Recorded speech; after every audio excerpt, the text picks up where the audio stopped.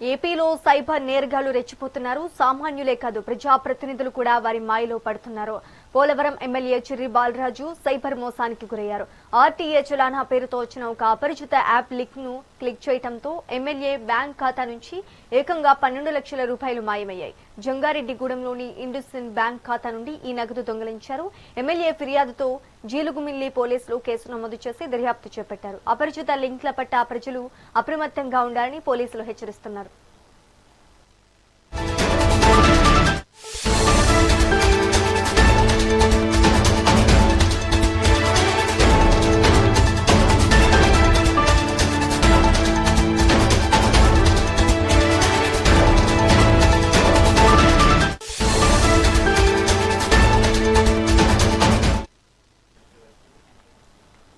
ఏపీలో సైబర్ నేరగాళ్లు రెచ్చిపోతున్నారు. సామాన్యులే కాదు, ప్రజాప్రతినిధులు కూడా వారి మాయలో పడుతున్నారు. పోలవరం ఎమ్మెల్యే చిర్రి బాలరాజు సైబర్ మోసానికి గురయ్యారు. ఆర్టీఏ చలానా పేరుతో వచ్చిన ఒక అపరిచిత యాప్ లింక్ ను క్లిక్ చేయడంతో ఎమ్మెల్యే బ్యాంక్ ఖాతా నుంచి ఏకంగా 12 లక్షల రూపాయలు మాయమయ్యాయి. ఇక ఇదే అంశానికి సంబంధించి మరింత సమాచారం మా ప్రతినిధి చైతన్య అందిస్తారు. చైతన్య, చెప్పండి.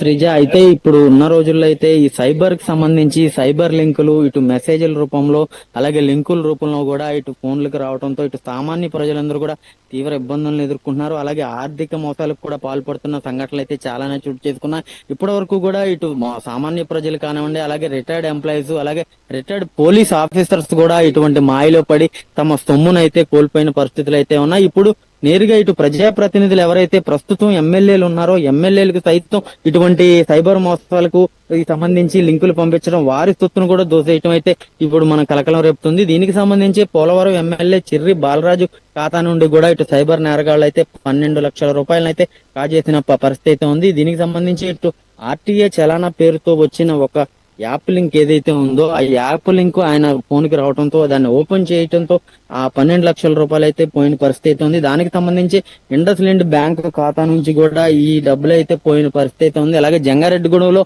ఇండస్ఇండ్ బ్యాంక్ ఏదైతే ఉందో ఇండస్ఇండ్ బ్యాంక్ లో ఆయన ఖాతా ఉంది. దానికి సంబంధించి సైబర్ నేరగాళ్లు ఇటు లింక్ అయితే ఇటు యాప్ కి సంబంధించి అంటే చలానా కట్టాలని చెప్పి తమ వెహికల్ కి చలానా కట్టాలని ఒక లింక్ అయితే పంపించారు. ఆ లింక్ ని ఓపెన్ చేయగానే తన ఖాతా నుంచి కూడా 12 లక్షల రూపాయలు కూడా మాయమైపోయిన పరిస్థితి ఉంది.